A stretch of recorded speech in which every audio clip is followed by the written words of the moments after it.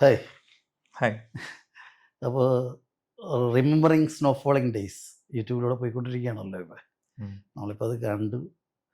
അതിൻ്റെ ഒരു സന്തോഷവും ഒരു എക്സൈറ്റ്മെൻറ്റൊക്കെ ഉണ്ട് ശരിക്കും പറഞ്ഞാൽ. ഒരുപാട് താങ്ക് യു. നാളായിട്ട് സമീറിൻ്റെ സാമി എന്ന് ഞാൻ വിളിക്കണ സമീറിൻ്റെ പടത്തിലൊരു എന്താ പറയുക പൂർണ്ണതയോടെ കാണാനായിട്ട് പറ്റിയ ഒരു ദിവസമാണ്. അതിലാണെന്നുണ്ടെങ്കിൽ അക്ഷയ് നിറഞ്ഞിങ്ങനെ നിൽക്കുകയാണ്. അപ്പോൾ അത് കാണുമ്പോൾ ഉണ്ടാകുന്ന ഒരു ഫീലൊന്ന് പങ്കുവയ്ക്കാമെന്ന് വിചാരിച്ചിട്ടാണ്. ശരിക്കും പറഞ്ഞാൽ അത് കാണുമ്പോൾ ഉണ്ടാകുന്ന ഒരു തോന്നൽ അതൊന്ന് നീയായിട്ടൊന്ന് പങ്കുവയ്ക്കണം, അത്ര മാത്രമേ ഉള്ളൂ. സ്വാമി പറയുകയും ചെയ്തത്. Thank you. പ്രിയപ്പെട്ട ഞങ്ങളുടെ തന്നെ നടൻ സജിത്തേട്ടൻ ഇവിടെ വന്നതിന് ഭയങ്കര താങ്ക് യു. അപ്പോൾ എന്താണ് remembering snow falling days as an actor, artist എന്നുള്ള രീതിയിൽ തുടക്കം മുതൽ ഒടുക്കം വരെ അതിനകത്ത് നിറഞ്ഞു നിന്ന ആ കഥാപാത്രം, അല്ലെങ്കിൽ എന്താണ് റിമെമ്പറിങ് സ്നോ ഫോളിങ് ഡേയ്സ് യഥാർത്ഥത്തിൽ ആ ടൈറ്റിൽ? ഈ സിനിമയുടെ തുടക്കത്തിൽ ഞാൻ സിനിമയിലേക്ക് ജോയിൻ ചെയ്യുന്ന തൊട്ട് മുന്നേ യാദർശികമായിട്ട് ഒരു ആർട്ടിസ്റ്റ് പടം വരയ്ക്കുന്ന ഒരാൾ എന്നോട് പറഞ്ഞു, എനിക്ക് എന്തെങ്കിലും സജഷൻ ഉണ്ടോ, എനിക്ക് തരാനുണ്ടോ എന്ന് ചോദിച്ചു. ആൾ പറഞ്ഞു, നീ അഭിനയിക്കാൻ പോവാണ്, നീ കഥാപാത്രത്തെ അനുഭവിക്കണം എന്ന് പറഞ്ഞു. എനിക്കത് അത്രത്തോളം ഒന്നും മനസ്സിലായില്ല. അപ്പോൾ പടത്തിൻ്റെ ഷൂട്ട് തുടങ്ങി, അതിൻ്റെ എൻഡ് കഴിഞ്ഞപ്പോൾ കുറച്ച് നാൾ കഴിഞ്ഞ് ഞാനിങ്ങനെ ഓർത്തപ്പോൾ ആളുടെ പോയിന്റ് ഞാൻ ഓർത്തു. അപ്പോൾ റിമെമ്പറിങ് സ്നോ ഫോളിങ് ഡേയ്സ് എനിക്ക് ആ ക്യാരക്ടറിനെ ഫെൽറ്റ് ചെയ്യാനുള്ള ഒരു സ്പേസ് തന്നു. എൻ്റെ ഡയറക്ടർ സമീർ സാർ എഴുതിയ, എനിക്ക് വേണ്ടി പ്രസൻറ്റ് ചെയ്ത വേർഡിലേക്ക് ഞാൻ ക്ഷണിക്കപ്പെട്ടു. ആ ക്യാരക്ടറിനെ ഞാൻ ഫെൽറ്റ് ചെയ്തു. അത് തന്നെയാണ് എനിക്ക് remembering snow falling days as an actor. ആദ്യം തന്നെ title remembering snow falling days, അത് സത്യത്തിൽ എന്താണത്? ഇപ്പോൾ സെതൻ പടം കണ്ടല്ലോ, ആ ടൈറ്റിൽ നിർദ്ദേശിച്ചത് ഞങ്ങളുടെ ഡയറക്ടർ സമീർ സാർ തന്നെയാണ്. ആ. ഇത് എന്നോട് ഇതേ ചോദ്യം തന്നെ എന്നോട് ഒരു ലേറ്റസ്റ്റ് ഒരു പത്രത്തിലെ ഇന്റർവ്യൂവിൽ ഒരാൾ ചോദിച്ചു, എന്താണ്? അപ്പോൾ ഞാൻ പറഞ്ഞ, ഇപ്പോൾ ഞങ്ങൾ തിങ്ക് ചെയ്യുമ്പോൾ, ആ സിനിമയെക്കുറിച്ച് ആലോചിക്കുമ്പോൾ ഞങ്ങൾക്ക് കിട്ടുന്ന ഒരു ഫീലുണ്ട്, ആ മെമ്മറീസ് ഉണ്ട്. യാദർശികമാകാം, ആ കഥാപാത്രത്തിനും അതുപോലെ മെമ്മറീസ് ഉണ്ട്. ആ മെമ്മറീസ് തന്നെയാണ് ആ സിനിമ. അതിനേക്കാൾ ഉപരി സിനിമ സംസാരിക്കുന്നുണ്ട്. അപ്പോൾ ശരിക്കും അത് കണ്ടു കഴിഞ്ഞപ്പോഴേ എനിക്ക് തോന്നി വളരെ അതിൻ്റെ പ്രിവ്യൂ ഉണ്ടായിരുന്നല്ലോ. പ്രിവ്യൂ ഇട്ട് കഴിഞ്ഞപ്പോൾ നമുക്കറിയാവുന്നൊരു പ്രശസ്ത ഒരു സംവിധായകനും എഴുത്തുകാരനൊക്കെ ആയിട്ടുള്ള നമ്മുടെ സുഹൃത്താണ് ജോൺസൺ. പുള്ളി ഇങ്ങനെ പറയുന്നുണ്ടായിരുന്നു, ഞാനിങ്ങനെ പടത്തെക്കുറിച്ച് ചോദിച്ചു കഴിഞ്ഞപ്പോൾ പുള്ളി എൻ്റെ അടുത്ത് പറഞ്ഞു, എടാ നല്ല വൃത്തിയും വെടിപ്പുള്ളൊരു പടം, ഒറ്റ വാക്കിൽ തീർത്തത്. അപ്പോൾ ഞാൻ ഇങ്ങനെ എന്താ അത് എന്താണ് അവർ പറയാൻ ഉദ്ദേശിച്ചിരിക്കുന്നത്? അത് വളരെ വൃത്തിയും വെടിപ്പായിട്ട് എടുത്ത് വെച്ചിട്ടുണ്ട്, നല്ല ഇതായിട്ട് ചെയ്തിട്ടുണ്ടെന്ന് പറഞ്ഞു. അപ്പോൾ പടം ഞാൻ കണ്ടില്ല, ഞാനിപ്പോൾ യൂട്യൂബിൽ വരുമ്പോഴാണ് കാണുന്നത്. സത്യത്തിൽ അത് കാണുമ്പോൾ അതിൽ ഏറ്റവും അധികം എന്നെ ആകർഷിച്ചത് അതിൻ്റെ ഒരു വൃത്തിയും പിടിപ്പും തന്നെയാണ്. ഒരു പടത്തിലും കാണാത്ത രീതിയിലുള്ള എന്തോ ഒന്ന് നമ്മളൊരു എലമെൻറ്റ്, ഒരു വൃത്തിയും വെടിപ്പിൻ്റെ ഒരു എലമെൻറ്റ് ത്രൂ ഔട്ട് അതിനകത്ത് കിടക്കണ്ടേ. അത് ശരിക്കും പറഞ്ഞിട്ടുണ്ടെങ്കിൽ വന്നതാണോ, അതോ അതിന് വേണ്ടിയിട്ട് എന്തെങ്കിലും കണഞ്ഞ് പരിശ്രമിച്ചതാണോ, അതോ അതിൻ്റെ ഭാഗമായിട്ടുണ്ടായതാണോ? എന്താണത് യഥാർത്ഥത്തിൽ? ട്രീറ്റ്മെൻറ്റിൽ ഉടനീളം സിനിമയുടെ യാത്ര മുഴുവൻ ആ ക്യാരക്ടറിൽ ഇവിടെ സഞ്ചരിക്കുമ്പോൾ ഈ ഫെൽറ്റുണ്ട്, കാണുമ്പോൾ ഈ ഒരു തോന്നലുണ്ട്. ഇത് ക്രിയേറ്ററായിട്ടുള്ള, ഇത് എഴുതി സംവിധാനം ചെയ്ത അദ്ദേഹത്തിൻ്റെ ഒരു കാഴ്ചപ്പാടിൽ അങ്ങനെ തന്നെയാണ്. ഓരോ സ്പേസും, ആ ഇടം, അത് ഓരോ കോണും അത് വൃത്തിയും വെടുപ്പുള്ളതായിട്ട് അതിൽ എന്ത് പ്ലേസ് ചെയ്യണമെന്നുള്ള അദ്ദേഹത്തിന് വ്യക്തമായ കാഴ്ചപ്പാട്, അതിൻ്റെ റിഫ്ലക്ഷനാണ് ആ ഓരോ ഫ്രെയിമിലും കാണുന്ന ബ്യൂട്ടിയും. അതുപോലെ തന്നെ ആ ഒതുക്കവും, അത് ആ ക്യാരക്ടറിൻ്റെ ഒതുക്കം ആ ഫ്രെയിം കൊണ്ട് റിഫ്ലക്റ്റ് ചെയ്യുന്നു എന്നുള്ളതാണ്. അത് ത്രൂ ഔട്ട് കാണാനുണ്ട് അതിനകത്ത്. മറ്റ് ഒരുപാട് പടങ്ങൾ നമ്മളിങ്ങനെ കണ്ടുകൊണ്ടിരിക്കുമ്പോൾ നമുക്ക് ഓരോന്നായിട്ടാണല്ലോ നമുക്ക് തോന്നണത്. പക്ഷെ ഇതിനകത്ത് ഒരു ഫ്ലാറ്റിൻ്റെ ഉള്ളിൽ നടക്കുന്ന ഒരു ഒതുങ്ങിയ ചട്ടക്കൂടിൽ നിൽക്കുന്നുവെങ്കിലും അതൊരു ഒതുങ്ങിയ ചട്ടക്കൂടല്ലാത്ത രീതിയിൽ നമുക്ക് ഒരു ദ്യോതിപ്പിക്കുന്ന രീതിയിൽ അത് വന്നിട്ടുണ്ട്.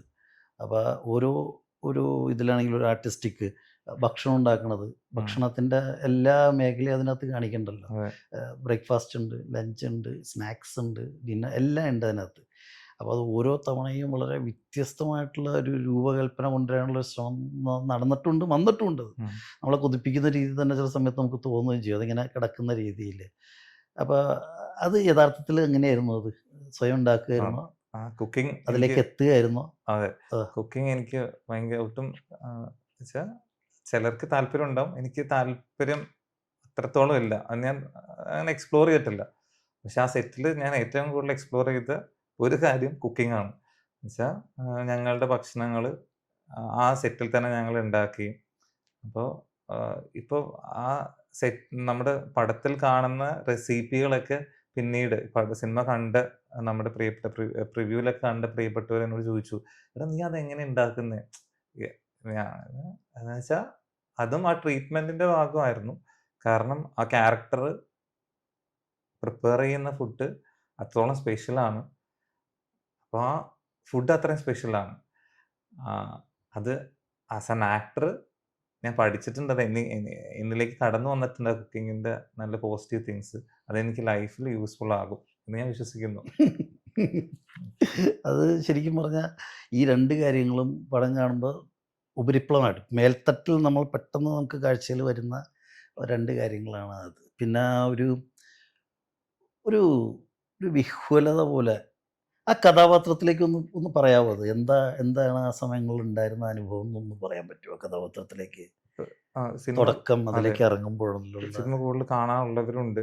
അപ്പോൾ ഞാൻ പറഞ്ഞ സിനിമയുടെ നമ്മുടെ ക്രിയേറ്ററായിട്ട് സമീർ സാറിന്റെ ട്രീറ്റ്മെന്റ് തന്നെ ആഹ്, ഭയങ്കര ഡിഫറെന്റ് ആയിട്ട് എനിക്ക് പേഴ്സണലി ഫീൽ ചെയ്തു. ഉം, ഉം, ഉം. ആഹ്, ഓരോ ഓരോ ദിവസം തോറും നമ്മൾ ക്യാരക്ടറിനോട് അടുപ്പം തോന്നുകയും ഇത് ഓഡിയന്റിൽ നിന്നും ആ ഒരു ഫീഡ്ബാക്ക് കിട്ടി.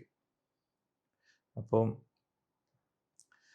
ഈ ക്യാരക്ടറിന്റെ കുറച്ചുകൂടി അതിൻ്റെ ഒരു എക്സ്പീരിയൻസ് അത് അതെ അത് ദൈനംദിനം നമ്മൾ ചെയ്തുകൊണ്ടിരിക്കുമ്പോൾ അതിനകത്ത് കൂടുതൽ ഇൻവോൾവ് ആവുന്നുള്ളതല്ല, ഉം, അതിലേക്ക് ഇറങ്ങുമ്പോൾ അക്ഷയ്ക്ക് പേഴ്സണലായിട്ട് ഫീൽ ചെയ്തതും അത് കൂടുതൽ ആകർഷണീയമാക്കാൻ വേണ്ടിയിട്ട് എന്താണ്, അല്ലെങ്കിൽ താൻ എങ്ങനെയാണ് എന്നുള്ളൊരു ഒരു ഇതുണ്ടാവുമല്ലോ, yes, തോട്ട് പ്രോസസ്സ് വരുമല്ലോ. yes. അപ്പോൾ ഒന്ന് വിശദീകരിച്ച് കഴിഞ്ഞാൽ ഒരു എക്സ്പീരിയൻസ് അനുഭവതലം. ആ ആ ഇടത്തിൽ നിന്ന് ആദ്യം ഇടത്തെക്കുറിച്ച് സംസാരിച്ചല്ലോ. ആ ആ ആ സ്പേസിൽ വളരെ കുറച്ച് മുറികളേ ഉള്ളൂ.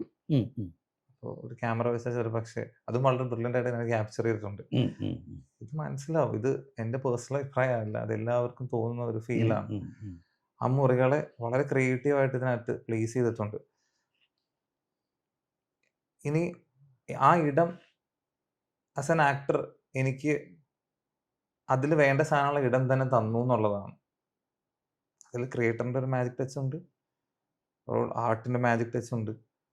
എനിക്ക് പുറത്ത് നിന്ന് കുക്കിംഗ് വരെ ഞാൻ അതിൻ്റെ അകത്തു നിന്നാണ് പഠിച്ചത്. അപ്പോൾ കുക്കിങ്ങിൽ തുടങ്ങുന്നു. ഇമോഷൻസ് എല്ലാം ആ സ്പേസിന്റെ അകത്ത് എനിക്ക് ഉണ്ടായിരുന്നു. എനിക്ക് വേണ്ടി അത് അവിടെ ഉണ്ടായിരുന്നു. അപ്പോൾ അത് കണ്ടെത്തി കഴിഞ്ഞ് ആ സ്പേസിൽ നിന്ന് പുറത്തിറങ്ങാൻ എനിക്ക് കുറച്ച് വിഷമം ഉണ്ടായിരുന്നു. കാരണം ആ സ്പേസിന് പുറത്തേട്ടുള്ള ഞങ്ങൾ ലിമിറ്റഡ് ആയിരുന്നു. ആസ് ആൻ ആക്ടർ പുറത്തേട്ട് പോകാൻ പുറത്ത് കോൺവെർസേഷൻസ് പോലും ചിലപ്പോൾ കോൾസ് പോലും പേഴ്സണൽ കോൾസും അങ്ങനെ ഒരു ലിമിറ്റഡ് ആയ സ്ഥലമാണ്. ഒരു ഇതിലെ ക്യാരക്ടർ ആ സ്പേസിൽ എങ്ങനെയാണോ അത് ഞാൻ ഫെൽറ്റ് ചെയ്ത ശേഷം സിനിമ കാണുമ്പോൾ ഓഡിയൻസ് എല്ലാവരും കണക്ട് ആവുമായിരിക്കും. അവിടെ നിന്ന് എനിക്ക് പുറത്തേട്ടൊരു യാത്ര ചെറുതായിട്ടൊന്ന് കണ്ണു നനഞ്ഞെന്ന് പറയാം. എന്തോ ഒരു ഹുക്ക് എലമെന്റ് അവിടെ കിടപ്പുണ്ടായിരുന്നു. ആ ഇടം കിടപ്പുണ്ടായിരുന്നു. ആ ക്യാരക്ടറിനോട് കിടക്കുന്നുണ്ടായിരുന്നു. ആ അഭിനയത്തിൻ്റെ കൂടെ ഉണ്ടായിരുന്ന ആർട്ടിസ്റ്റിന് ആ ഓ അത് പ്രത്യേകിച്ച് ഒരു ഒരു ഒരു പോർഷൻ, ഒരു ഏരിയ വരെ പ്രത്യേകിച്ച് അതൊരു റിഫ്ലക്ഷനും ഇല്ലാത്ത ഒരു നിർജീവാവസ്ഥയിലുള്ളൊരു ഇതാണ്. ഉം. അപ്പം അങ്ങനെ ചെയ്യുന്ന ഒരു സമയത്ത് തന്നിലൂടെ തന്നെ അത് കൂടുതൽ വരണം, എക്സ്പ്ലെയിൻ ചെയ്യേണ്ട തൻ്റെ ശരീരം അല്ലെങ്കിൽ തൻ്റെ അഭിനയവുമാണ് എന്നൊരു തോന്നലോ അല്ലെങ്കിൽ അതിന് വേണ്ടിയിട്ട് എന്തെങ്കിലും ഒരു ഇതോ ഉണ്ടായോ? ആക്ടറായിട്ട് ചെയ്ത മനീത, പിന്നെ കൊറിയോഗ്രാഫി ചെയ്ത ഗോപിക വസന്ത്. അപ്പൊ അവരുടെ പാട്ട് ഭയങ്കര ഇമ്പോർട്ടന്റ് ആണ്. ഉം. അവരില്ലെങ്കിൽ ഞങ്ങളുടെ ഈ 4 പേരിലും ഒരു വിങ്സായി വരുന്ന, പിന്നെ അതിന് നിങ്ങൾക്ക് കൂടുതൽ കാണുമ്പോൾ കുറച്ചുകൂടെ ഫ്ലാഷ് ബാക്ക് കട്ടുകളുണ്ടോ എല്ലാം നമുക്ക് എക്സ്പ്ലോർ ചെയ്യേണ്ട കാര്യങ്ങളാണ്. അപ്പോൾ അവരില്ലെങ്കിൽ ഈ സിനിമ കംപ്ലീറ്റ് ആവുകയില്ലല്ലോ. അപ്പോൾ ഒരു പക്ഷേ എന്നൊക്കെ വളരെ ബ്യൂട്ടിഫുൾ ആയിട്ട് അഭിനയിച്ച് അവർ പോയിക്കാണ് ഞാൻ Yeah. പുറകിൽ നിന്ന് സ്ക്രീൻ അല്ലെങ്കിൽ ഓപ്പോസിറ്റ് എനിക്ക് കാണാൻ സാധിച്ചിട്ടുണ്ട്. അപ്പോൾ അത് ഭയങ്കരമാണ്. അവരില്ലെങ്കിൽ സിനിമ സംഭവിക്കുന്ന ആ വേഗത, ആ സിനിമ സംഭവിക്കുന്ന അതൊരു പാട്ടായിരുന്നു, സിനിമയുടെ പാട്ടായിരുന്നു. സിനിമയ്ക്ക് അവർ വേണമായിരുന്നു. അങ്ങനെ അത് വളരെ മനോഹരമായി സംഭവിച്ചു. ഇന്ന് എല്ലാവരിലേക്കും എത്തുന്നു. ഹോൾ ക്രൂ ഭയങ്കര താങ്ക്ഫുൾ ആണ് യൂണിവേഴ്സിനോട്, നേച്ചറിനോട്. എല്ലാവരും ഹാപ്പിയാണ്. അതാണ്. ഒരു ഫാമിലി പോലെ ഇരുന്ന് ആ. ചെയ്ത ഒരു ഇത്. അതെ. റിമെമ്പറിങ് സ്നോ ഫോളിങ് ഡേയ്സ് വൈകാരികമായി സത്യത്തിൽ ആ കഥാപാത്രങ്ങൾ എന്താണ് പ്രേക്ഷകർക്ക് കൊടുക്കുന്നത്? ഇമോഷൻസ്, സ്നേഹം. ഈ മനുഷ്യനൊരു പ്രത്യേകതയുണ്ട്. അത് ഞങ്ങൾ റിവീൽ ചെയ്യാതെ റിവീൽ ചെയ്യപ്പെടുന്ന ഉം. അത് സെൻട്രൽ ക്യാരക്ടർ, ഞാൻ പ്ലേ ചെയ്ത ക്യാരക്ടറിന്.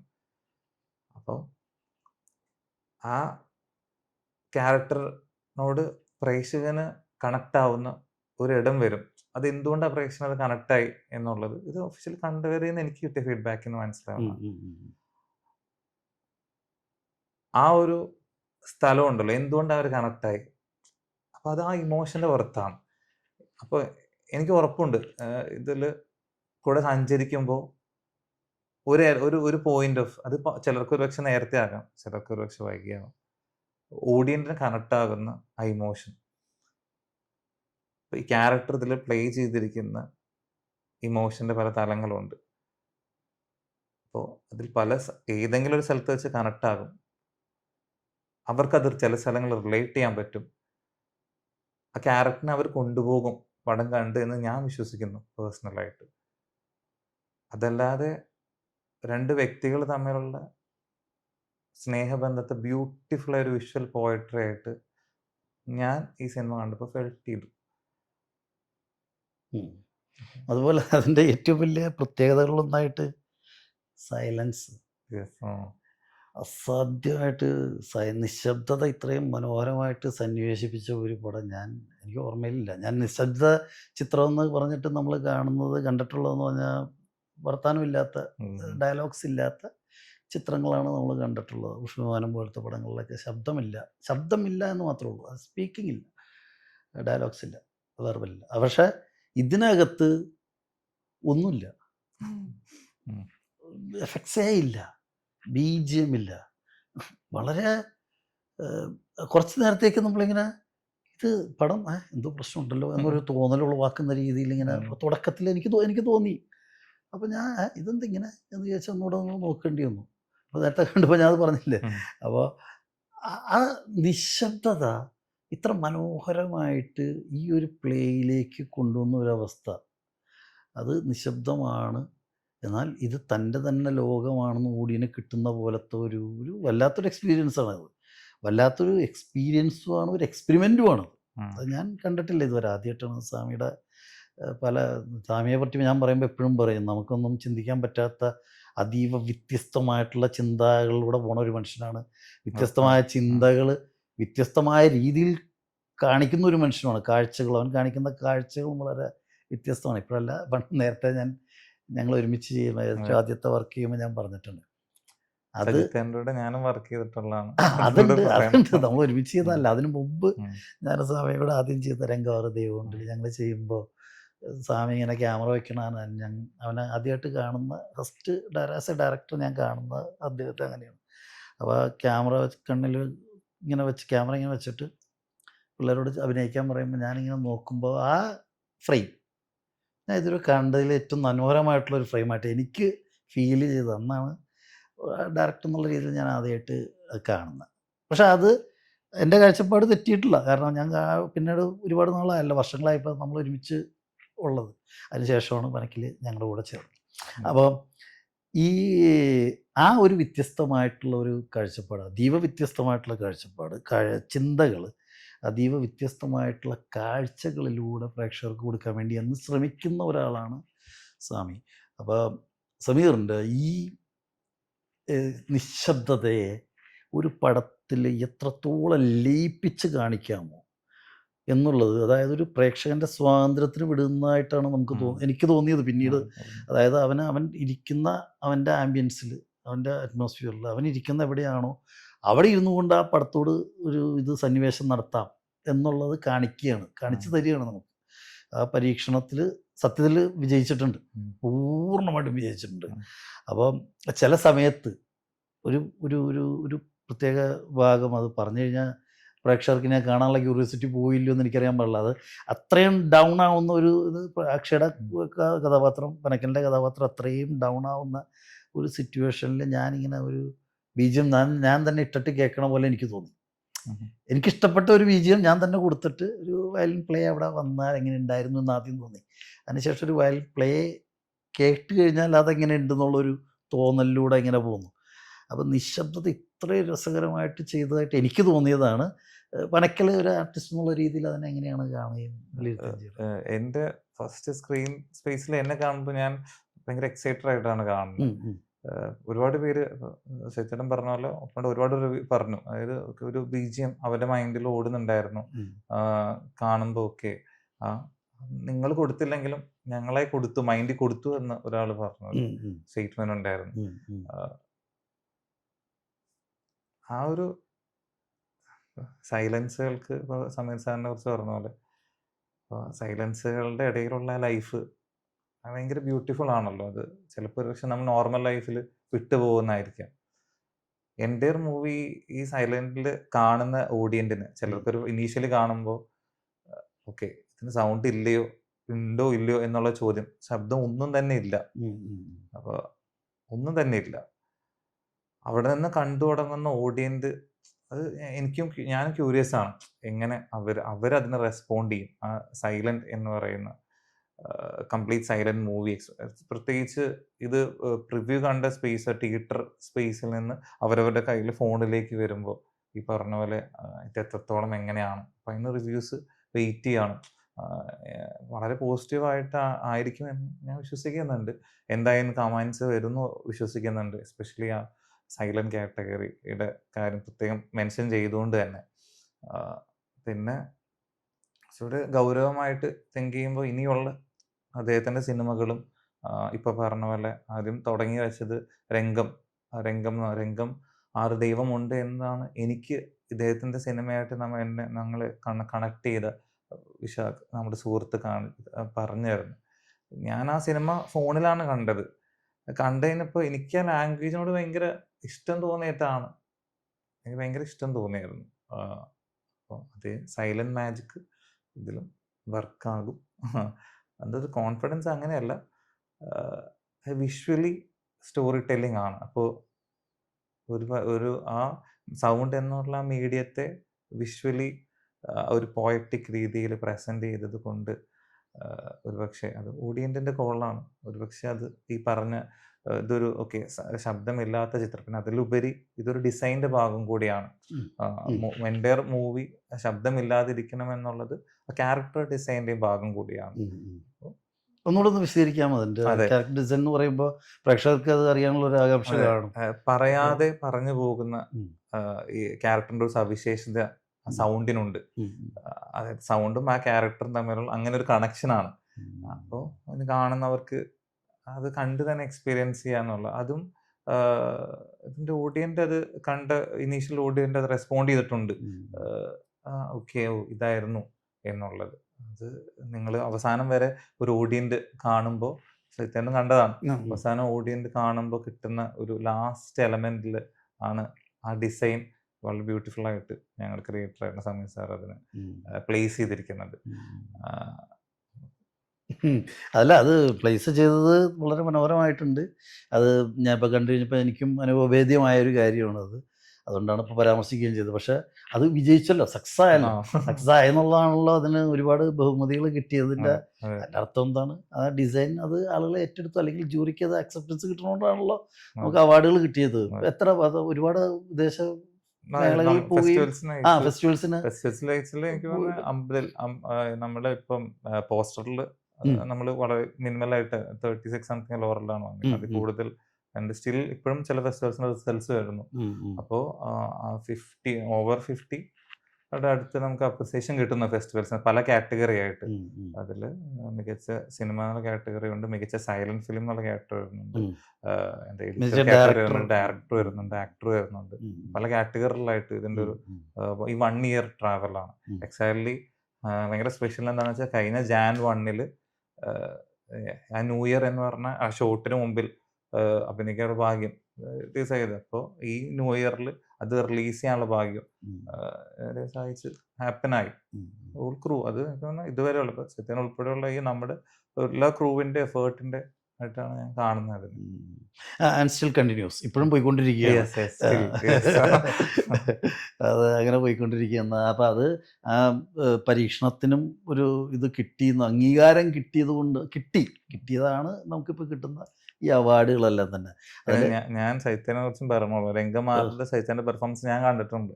അപ്പോൾ ഓഡിയൻസ് ആയിട്ടുള്ള എല്ലാവരും സൈത്യന്റെ പെർഫോമൻസ് കാണാം. സൈത്യൻ എന്ന ആക്ടറിന്റെ എങ്ങനെയാണ് ആ രംഗമാറിൽ പല വേഷത്തിൽ വരുന്നുണ്ട് അല്ലേ, പല രൂപത്തിൽ വരുന്നുണ്ട്.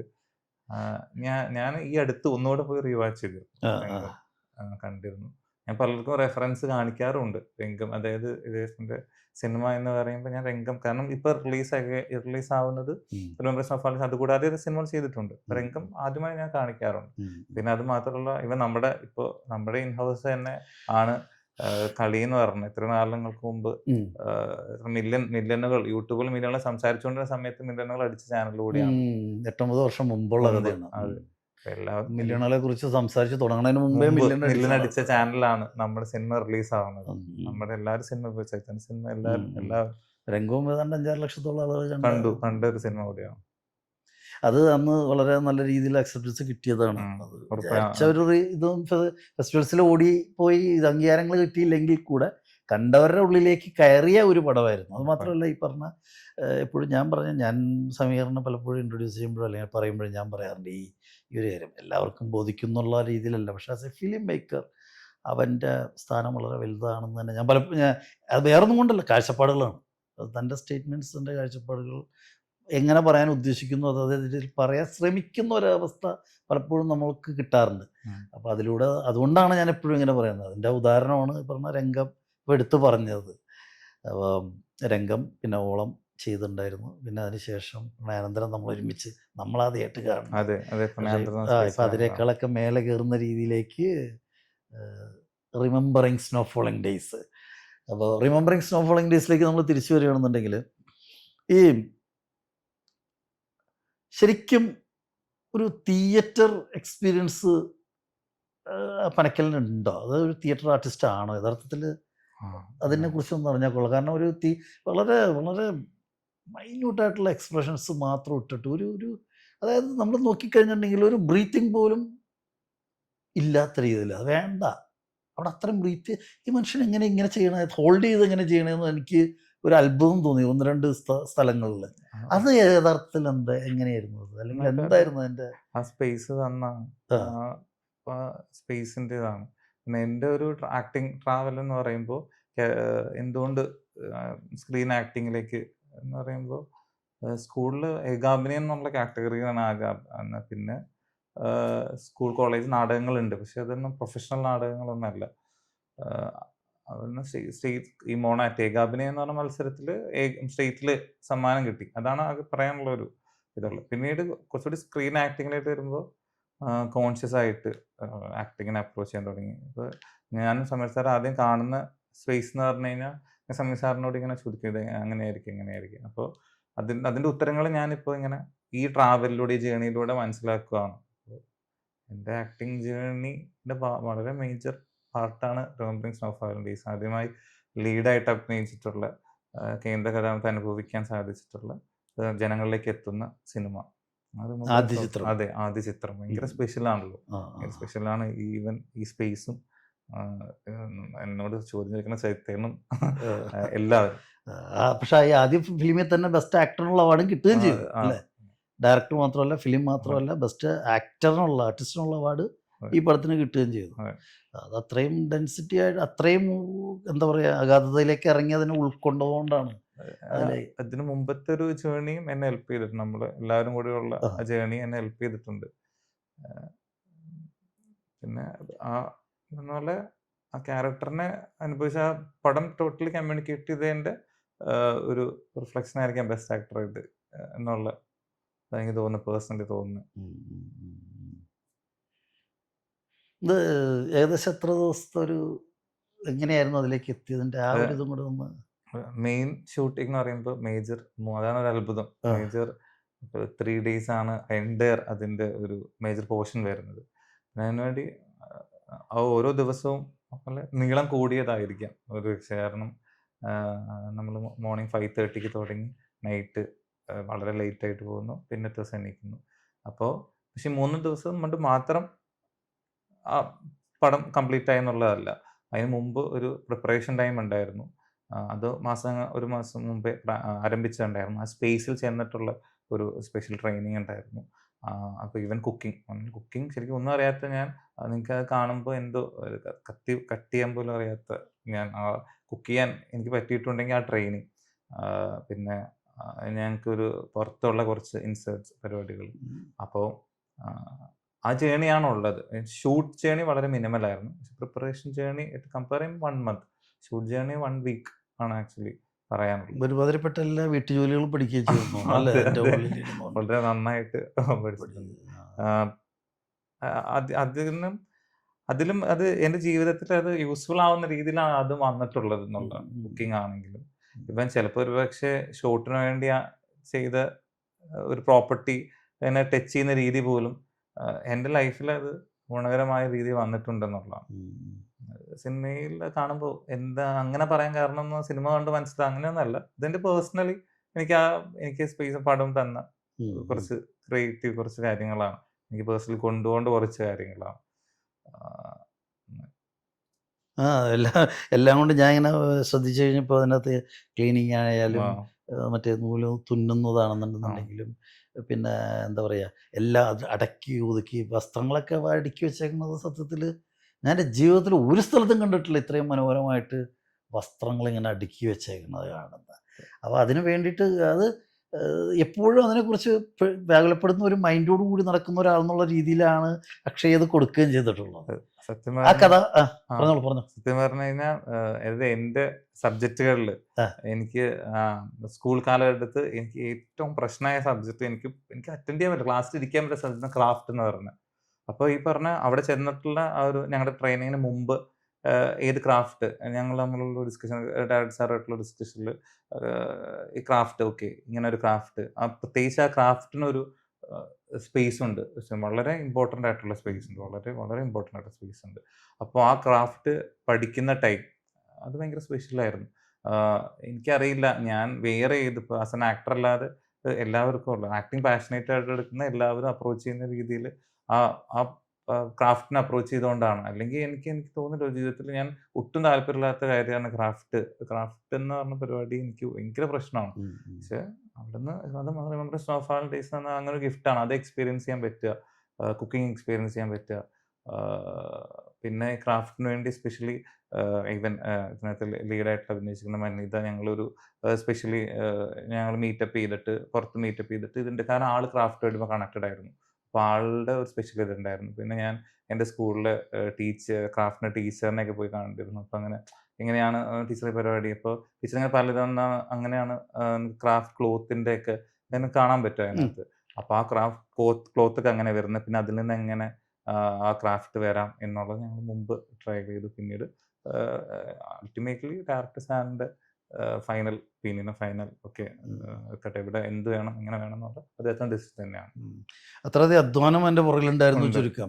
കാണുമ്പോൾ നമുക്ക് ചെറുതായിട്ട് തോന്നിയാൽ പോലും അതിലൊരു അധ്വാനത്തിൻ്റെ ഇതുണ്ടായിരുന്നു. അത് ഒരുപക്ഷെ ഇത് അറിയാവുന്ന ആളാണെങ്കിൽ അത് വളരെ സിമ്പിളായിരുന്നു.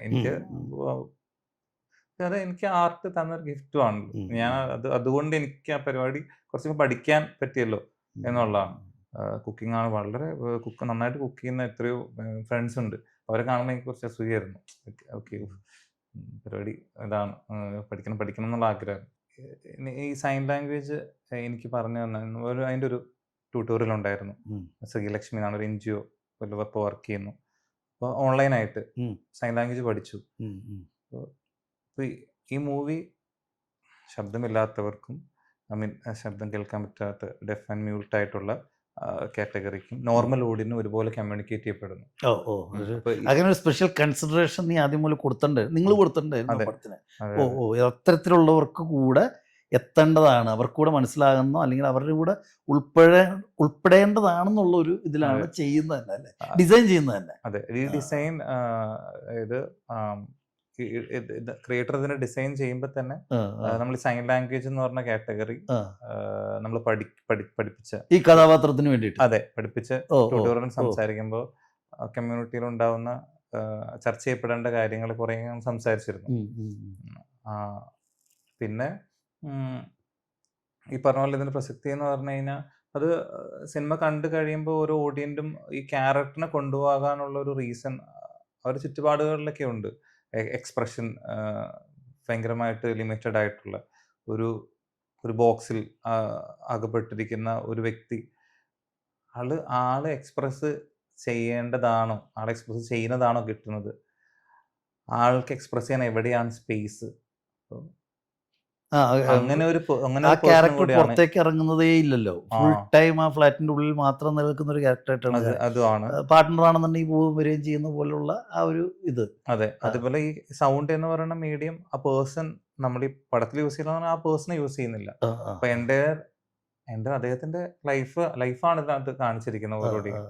അപ്പോൾ ആ ഓരോ ഡേയും വരുമ്പോൾ ആ ലൈഫ് ആക്ച്വലി അത് ഒരുപാട് പേര് നമ്മൾ റിഫ്ലക്ട് ചെയ്യുന്നുണ്ട്. സൊസൈറ്റിയിലുള്ള ഒരുപാട് പേര് റിഫ്ലക്ഷൻ തന്നെയാണ്. അത് ഈ ചാനൽ കാണുന്ന എല്ലാ സിനിമകളിലും സത്യസന്ധമായി അങ്ങനെ തന്നെയാണ് ഞാൻ വിശ്വസിക്കുന്നു. ആസ് എൻ ഓഡിയൻസ് സജിത്തേറിന് ഞങ്ങളുടെ ഫസ്റ്റ് ഓഡിയൻ റിവ്യൂ പറഞ്ഞ ഫസ്റ്റ് ഓഡിയൻ ഇതിൽ സജിത്തേറിന് എങ്ങനെയാണ് ആക്ച്വലി ഈ സിനിമ ഫെൽറ്റ് ചെയ്തിട്ടുള്ളത്, അതൊന്ന് ഷെയർ ചെയ്യാമോ? ഞാൻ അതിൽ നിന്നാണല്ലോ ഇപ്പൊ ചോദിച്ചതൊക്കെ. അത് അക്ഷയ് ആ കഥാപാത്രം ഉൾക്കൊള്ളുകയും ചെയ്യുകയും ചെയ്തു കഴിഞ്ഞപ്പോൾ പ്രത്യേകിച്ച് ഞാൻ പറഞ്ഞു ഒരു ബോക്സിനകത്തുള്ള ഒരാൾ പെരുമാറുന്ന ഇപ്പോൾ അക്ഷയ് പറഞ്ഞല്ലോ, ഒരു ഫ്ലാറ്റിനകത്ത് സ്ഥിരമായിട്ട് നിലനിൽക്കുന്ന ഒരാളെന്നുള്ള രീതിയിൽ എനിക്ക് ഭയങ്കര അത്ഭുതം തോന്നി പെരുമാറ്റങ്ങൾ കണ്ടിട്ട്. ഞാൻ ക്രാഫ്റ്റ് ചെയ്തെന്ന് പറഞ്ഞപ്പോഴും ഈ പറഞ്ഞ പോലെ ഇപ്പോൾ സൈൻ ലാംഗ്വേജ് പഠിച്ചു അതറിയാൻ വേണ്ടിയിട്ട് എന്ന് പറഞ്ഞപ്പോൾ അതൊക്കെ പരിപൂർണമായിട്ടും അത് ഉൾക്കൊണ്ടിട്ടുണ്ട്.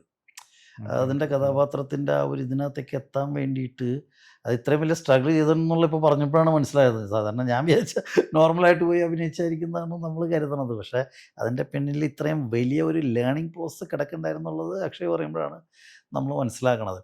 പക്ഷെ അതിൻ്റെ ആ ഡെപ്ത് മുഴുവൻ ക്യാരക്ടറിന് കിട്ടിയിട്ടുണ്ട്. രണ്ടു മൂന്ന് പല സ്ഥലങ്ങളിൽ നിന്നും മറ്റേ ബെസ്റ്റ് ആക്ടർ കിട്ടിയെന്ന് പറഞ്ഞല്ലോ ഇപ്പോൾ. വെറുതെ നല്ലല്ലോ അത്. അതൊക്കെ ജൂറിക്ക് അത് ഉൾക്കൊള്ളാൻ പറ്റുന്നതുകൊണ്ടാണല്ലോ, ആ കഥാപാത്രം അത്രയും മനോഹരമായി ചെയ്തെന്ന് അവർക്ക് തോന്നുന്നതുകൊണ്ടാണ് അവർ ബെസ്റ്റ് ആക്ടർ തന്നേക്കുന്നത്. അപ്പോൾ ഓഫ് കോഴ്സ് സമീർ അതെങ്ങനെ കൺസീവ് ചെയ്തു, ആ ഒരു പെർഫെക്ഷൻ, ആ ഒരു പരിപൂർണത നിങ്ങൾ രണ്ടുപേരും ജീവൻ കൊടുത്ത കഥാപാത്രങ്ങൾക്കും ഉണ്ട്. വളരെ മനോഹരമായിട്ടുണ്ട്. വനിത ചെയ്തിട്ടുള്ളതാണെങ്കിലും വളരെ ബ്യൂട്ടിഫുൾ ആയിട്ടുണ്ട്. അക്ഷയൻ്റെ ഞാൻ ഒരു ഈ പടങ്ങളൊക്കെ ചെയ്യണതുകൊണ്ട് ഞാൻ പലപ്പോഴും മനസ്സിലിങ്ങനെ വെച്ചു, ഒരു ബ്രീത്ത് കൂടെ അവന് കൊടുത്താൽ എന്തായിരുന്നു, അവൻ അത് എന്തിനെ ഇങ്ങനെ ഹോൾഡ് ചെയ്ത് വെച്ചേക്കണേന്ന് എനിക്ക് തോന്നി. അപ്പോൾ അത് അത്രത്തോളം ക്യാരക്ടർ ഇൻവോൾവ് ആയതുകൊണ്ടും അത്രത്തോളം ക്യാരക്ടറിനെ ഹോൾഡ് ചെയ്യുന്നതുകൊണ്ടുമാണ് നമ്മുടെ ഉള്ളിലേക്ക് ആ കഥാപാത്രം കയറുന്നതുകൊണ്ട് കിട്ടുന്നതാണ്. അപ്പോൾ അത് വെറുതെ കയറുന്നതല്ല, ഈ പറഞ്ഞ പോലെ മാസങ്ങളായിട്ടുള്ളൊരു അധ്വാനം കൊണ്ടാണ്, എന്തും പരിശീലനത്തിലൂടെയാണ്. അപ്പോൾ ആ മാസങ്ങളുള്ള അധ്വാനത്തിൻ്റെയും ആ പരിശീലനത്തിൻ്റെയും ഭാഗമായിട്ട് അത് സ്ക്രീനിൽ പരിപൂർണമായിട്ട് തന്നെ നമുക്ക് കിട്ടും. ഒരു BGM ഇല്ല, എഫക്ട്സ് ഇല്ല, ഒന്നുമില്ല, യാതൊരു വിധത്തിലുള്ള ശബ്ദത്തിൻ്റേതായിട്ടുള്ള ഒരു സപ്പോർട്ടും കിട്ടുന്നില്ല. അതില്ലാതെ തന്നെയാണ് ഇത്രയും മനോഹരമായിട്ടൊരു പ്ലേ, ലവ് ആൻഡ് ഇമോഷണൽ ആളുകളിലേക്ക് കൺവേ ചെയ്യണം. എനിക്ക് പരിപൂർണമായിട്ടും കിട്ടിയത്. ഈ കിട്ടുമെന്ന് പറഞ്ഞാൽ ഞാനിങ്ങനെ കുറച്ച് കഴിഞ്ഞപ്പോൾ ഞാൻ തന്നെ ഈ പറഞ്ഞ പോലെ എൻജോയ് ചെയ്യായിരുന്നു. BGM ഒക്കെ എൻ്റേതായിട്ടുള്ള രീതിയിൽ ആ ഒരു സ്പേസ് കിട്ടി തന്നുവല്ലോ, എനിക്ക് സ്പേസ് തന്നേക്കണ പോലെയാണ് എനിക്ക് തോന്നിയത്. അതായത് നിങ്ങൾക്ക് ഇഷ്ടമുള്ള BGM ഇട്ട് കേൾക്ക്, നിങ്ങളത് ആസ്വദിക്കുക എന്ന്. അതൊരു ഒരു ഒരു സൗകര്യമാണ്, ഒരു സ്വാതന്ത്ര്യവും സൗകര്യമാണ് ഒരു ഓഡിയനെ സംബന്ധിച്ചിടത്തോളം. അത് ആളുകളിലേക്ക് അത് ആളുകൾ എടുക്കുന്നതനുസരിച്ചിരിക്കും, എല്ലാവർക്കും അത് എത്രത്തോളം ആണെന്നുള്ളതല്ല. പക്ഷെ ഒരു പരീക്ഷണം എന്നുള്ള രീതിയിൽ അത് ഭയങ്കര മനോഹരമായിട്ടുണ്ട്. ധൈര്യമായിട്ട് അങ്ങേറ്റം ധൈര്യത്തോടു കൂടിയിട്ടുള്ള ഒരു ഇതാണ് ചെയ്തേക്കണത്. ഇത് രണ്ടിലും വിജയിച്ചിട്ടുണ്ട് നിങ്ങൾ രണ്ടുപേരും മീൻസ് ക്രിയേറ്റർ എന്നുള്ള രീതിയിൽ സമീറും, ആർട്ടിസ്റ്റുകൾ എന്നുള്ള രീതിയിൽ നിങ്ങളുടെ ആർട്ടിസ്റ്റുകളും രണ്ടാളും, മനീതയായാലും അക്ഷയ് പനക്കലായാലും, അത് വളരെ പരിപൂർണമായിട്ടും ആളുകൾക്ക് കിട്ടും.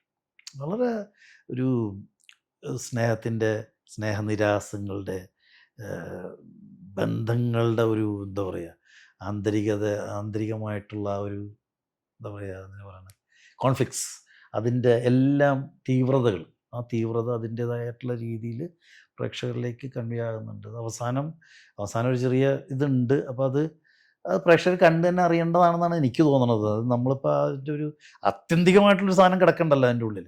അത് അവർ കണ്ടു കഴിയുമ്പോൾ ഓ ഇതിങ്ങനെയായിരുന്നോ, അതുകൊണ്ടാണല്ലേ ഇത് എന്ന് കിട്ടും. അത് തീർച്ചയായിട്ടും എല്ലാവർക്കും കിട്ടും. അത് ആ ഒരു ആനന്ദം നമുക്ക് കിട്ടുമ്പോഴാണ് അതിൻ്റെ ഒരു പരിപൂർണതയിലേക്ക് എത്തണത്. അതെന്തായാലും ഈ ഒരു ചെറിയ ഒരു കൊച്ചു മൂവി അത് വളരെ സമർത്ഥമായിട്ട് ഏഹ്, തരുന്നുണ്ട് തരുന്നുണ്ട് വളരെ നല്ല ഭംഗിയായിട്ട് അത് ആളുകളിലേക്ക് എത്തിക്കുന്നുമുണ്ട്. അപ്പോൾ ഒരു മാധ്യമം എന്ന നിലയിൽ അല്ലെങ്കിൽ ഒരു ഫിലിം എന്ന രീതിയിൽ അതൊരു വിജയമാണ്. അതൊരു നല്ല വിജയമാണ്. അത് പൂർണ്ണമായിട്ടും ഹോൾഡ് ചെയ്തുകൊണ്ട് പനക്കലത് അവതരിപ്പിച്ചിരിക്കുന്നത് എൻ്റെ വിജയമാണ്. അത് വളരെ മനോഹരമായിട്ടത് സന്നിവേശിപ്പിച്ച് അത് എസ്പെഷ്യലി ആ ഫ്ലാറ്റ് കൊതി വരും. അത്രയും ഫ്ലാറ്റിൽ പോയിട്ട് അത്രയും പെങ്കൊച്ചിൻ്റെ കൂടെ നിൽക്കാനുള്ളൊരു കൊതി വരും നമുക്ക്. ശരിക്കും സീരിയസ്ലി അത്രയോ ഒതുങ്ങിയൊരു ഫ്ലാറ്റ് വളരെ മനോഹരമായിട്ട് തൂത്ത് തുടച്ച് വൃത്തിയാക്കിയ ഒരു അത്രയും ഫ്ലാറ്റ് ഇത്രയും ഭംഗിയായിട്ട് അടക്കി ഒതുക്കി നിൽക്കുന്നൊരു ഫ്ലാറ്റിനകത്ത് ഇത്രയും മനോഹരമായിട്ടുള്ള കുറച്ച് സമയം നമുക്ക് ചിലവഴിക്കാൻ സാധിച്ചിരുന്നെങ്കിൽ എന്ന് തോന്നും വിധത്തിലാണ് അത് ചെയ്തിരിക്കുന്നത്. കൊതിപ്പിക്കുന്ന ഞാൻ പലപ്പോഴും ഇങ്ങനെ ഒരു വേള ഞാനാണത് ചെയ്തിരുന്നെങ്കിൽ എങ്ങനെ ഉണ്ടാവുമെന്നൊക്കെ ഒരു ആർട്ടിസ്റ്റ് എന്നുള്ള രീതിയിൽ നമുക്ക് തോന്നുമല്ലോ. അങ്ങനത്തെ ഒരു തോന്നൽ എനിക്ക് വന്നു. എനിക്കൊരു കൊതി വന്നു.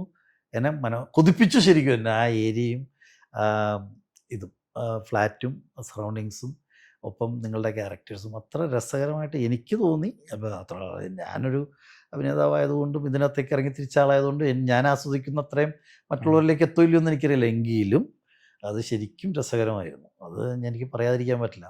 ഇത്രയും വർത്തമാനം പറയാനുള്ള പ്രധാനപ്പെട്ട കാര്യങ്ങളിലൊന്നും അത് തന്നെയായിരുന്നു. അത് നന്നായിട്ട് അതൊരു വിജയം തീർച്ചയായിട്ടും അതൊരു വിജയം തന്നെയാണ് എന്ന് എനിക്ക് തോന്നുന്നു.